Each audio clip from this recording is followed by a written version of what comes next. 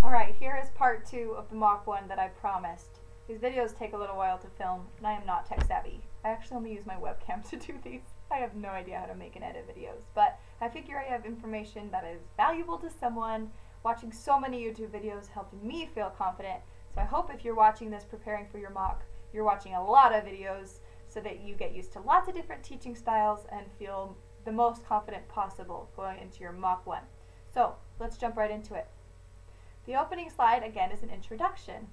So, I would do this. Hi! What is your name? Hi, Jerry. My name is Teacher Angela. Holding a plaque or something. It's nice to meet you. Jerry, how old are you? I am 8 years old. Pause. That was a correction. A lot of the times they'll just say 8. 8 years old. You always want to encourage them to speak in full sentences. So if they say 8 or 8 years old, say, I am 8 years old. Good job! And Jerry, how are you? I'm fine, thanks. Good. Click. A lot of people have been asking me, do I have to sing the hello song again? Do I have to do the warm-up again? No. If there's not a slide for it, don't do it. You only have 10 minutes for this.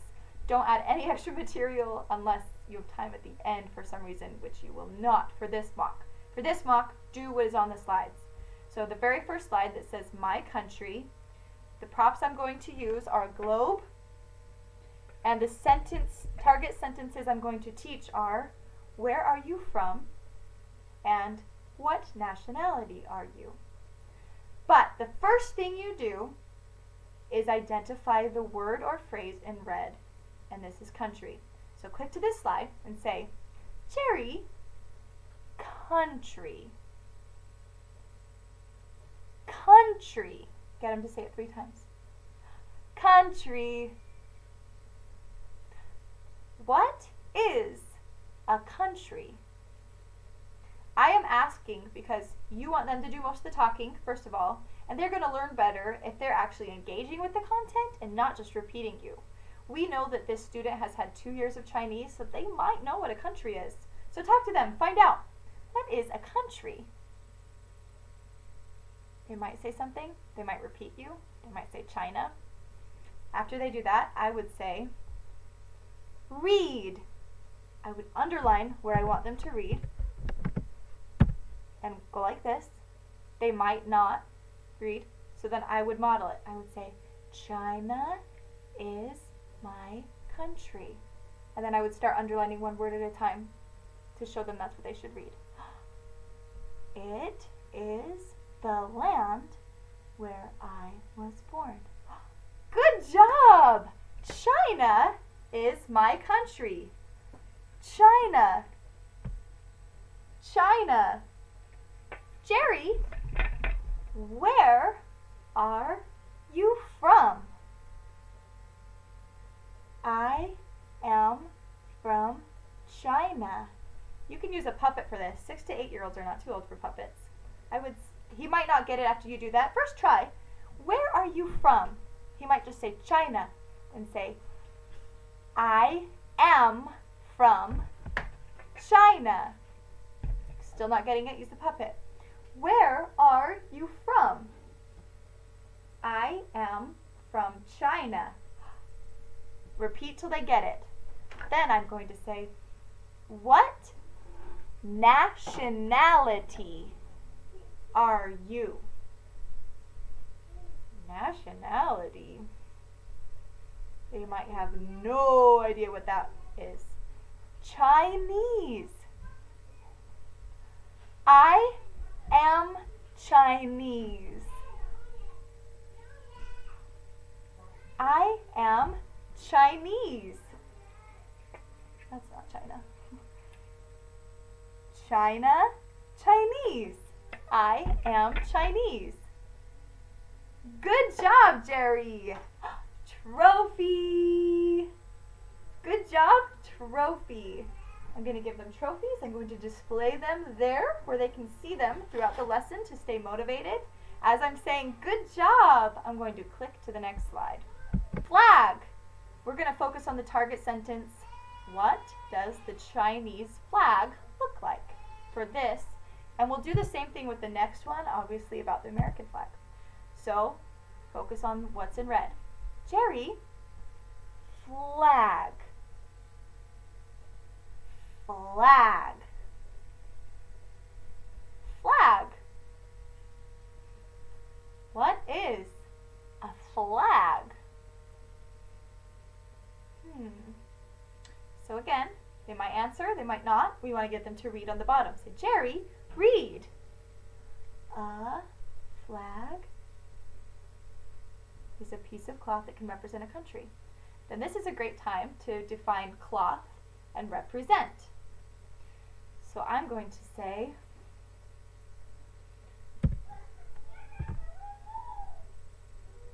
flag. Flag. Cloth. This is cloth. Then I might repeat that sentence. A flag is a piece of cloth that can represent a country. And then I might circle the Chinese flag, circling the flag on the slide, represents China. Get them to repeat that. The Chinese flag represents China. Good job. Don't spend a lot of time on that because we're going to go through represent again. Good job. Go to the next one. What is this? Ask them, what is this? You can use that in this one. That will be considered incidental language if you use that in the first part of the mock. But that is a question they might know in this part of the mock. So I would say, what is this? And they might know, this is the American flag. And then you can get them to read, this is the American flag. And then say, yes, American flag, American flag. It represents America. America. The American flag represents America. Stop. When you very first introduce that word, you may need to isolate it because they're going to say it in the sentence, right? The Chinese flag represents America. They might mess up that word. Don't have them repeat the whole sentence. If the mock mentor makes a mistake, which they will, that's the whole point of VIPKid. If these kids spoke perfect English and didn't make mistakes, they wouldn't need you. So that's what is so important, is that you can correct mistakes tactfully and effectively. So having them repeat the whole sentence does not isolate the mistake. They don't know which word they messed up. So if they say, it represents, maybe they drop that R, then you need to go, represents, represents, represents. Once they say it right in isolation, you can repeat that. It represents China or America, whatever part you were on where you introduced the word represents. Isolate the mistake before you have them repeat the sentence, okay? All right. So now we're on to the represent slide. You don't have to do every symbol here. You might not have enough time. I would say the goal is to cater to what they already know in order to ensure their understanding of the new material. They might not know Mercedes. They might not know that Jaguar. I would start with McDonald's. I think McDonald's is probably more universally known than Mercedes or Jaguar. So, circle McDonald's. What is this? They might say M. They might say McDonald's. M. McDonald's. M.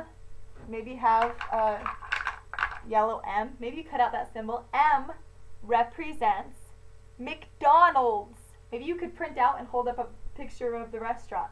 Maybe you can look up one in China, a Chinese location, and hold it up. So then you go to the Chinese characters. That's what I would do next. What are these? Chinese characters. What do they represent? The Chinese characters represent Chinese language. That's what you want them to say. And then you can cut that out. Chinese characters, Chinese language. Good job. Go through the rest if you have time. It would be probably good if you could. I would say you might need to print out or have a toy car for the Mercedes. They might not know that. A 6-year-old Chinese student might not know what Mercedes is. So maybe circle that and then hold up a car. Mercedes. This represents Mercedes. Mercedes is a car. They probably know car. But keep it simple. Stick to the target sentences. Same with Jaguar. You might want to print out a car. Nike. Maybe you hold up a shoe. This represents Nike. Okay? So hope that helps on that slide. Let's start by isolating the red word. Jerry, capital. Capital. Capital. Jerry, read. Then I would get him to read the top, get him to read the bottom. What is a capital? Now that he's read and has some background information, he's heard the word Beijing, and he might be able to say, he probably will say the capital of China is Beijing. Yes, Beijing. Big city, many people, and the government offices. This is a capital. Good job, Jerry. Trophy! Yay! While you're saying that, you're clicking to the next slide because you have smooth transitions. All right, landmarks. We need to cover the target sentences. What is a landmark? Who built the Great Wall? Why did they build the Terracotta Warriors? I hope I pronounced that right. Believe it or not, I'm not perfect. I'm not even going to claim that this is a perfect example of a mock class. Here's my disclaimer. No matter what anyone ever shows you, you will always do it your own way, differently. Michael Jordan can try to teach me how to play basketball, but I'm not going to play basketball just like Michael Jordan. My husband can try to teach me to fill a cavity. I'm not going to be able to fill a cavity very well. So, use this as an example. Use all the videos as an example and resources to mold your own teaching method, okay?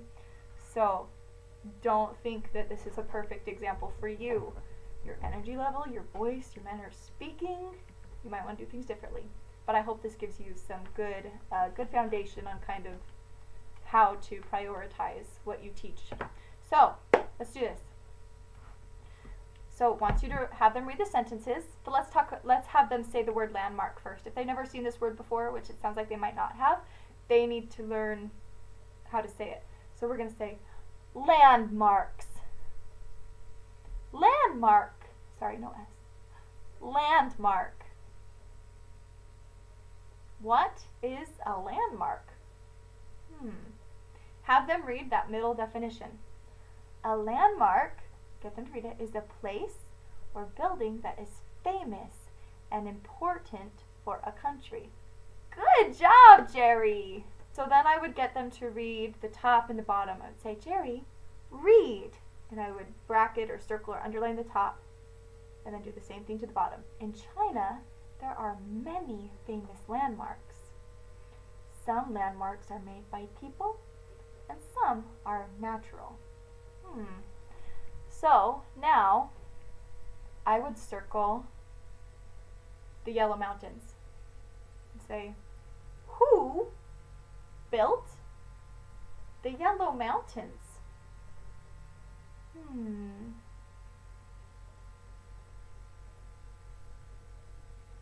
The Yellow Mountains are natural.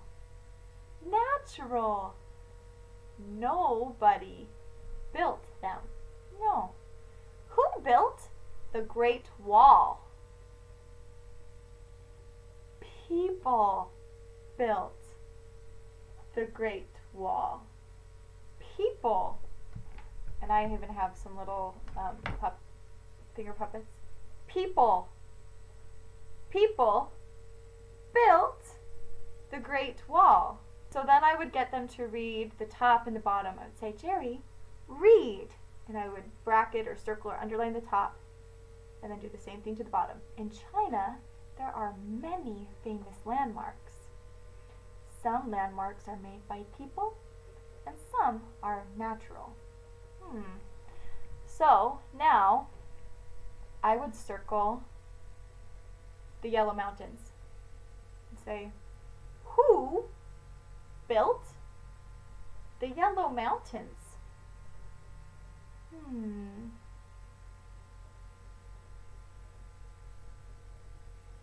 The yellow mountains are natural. Natural. Nobody built them. No. Who built the Great Wall? People built the Great Wall. People. And I even have some little finger puppets. People. People built the Great Wall. So if you're going to use the target sentence, why did they build the terracotta warriors? First start with, who built the terracotta warriors? People built the terracotta warriors. Why? Why did they build the terracotta warriors? They will maybe know this. I don't know if they'll be able to say in English. People built the terracotta warriors to protect the emperor. That's the background of the terracotta warriors. They were constructed by the first emperor to be buried with him when he died to protect him. So good luck explaining that simply. I'm not a big fan of that target sentence, but try it. Learn the background of those. Learn how to explain that simply, because this is actually a really realistic slide that you'll teach in the upper level. A really realistic example. A lot of these kids are dang smart though. They'll know and they'll be able to talk about it. So try. Don't think that they're not at that level. So famous landmarks of China, I would say, Jerry, draw a line. Sort. Made by people. Natural. Draw a line. And as they do it, have them say, people built the Great Wall. People built the bird's nest. The yellow mountains are natural. You want to encourage them to talk. Soft C. Clarification on how to teach letter sounds. In my Mock 1, Part 1 example, I used the target sentence, X makes the X sound. On your prior knowledge, they have it flipped. They have X makes the sound X. I had someone comment on this, and then I felt really bad.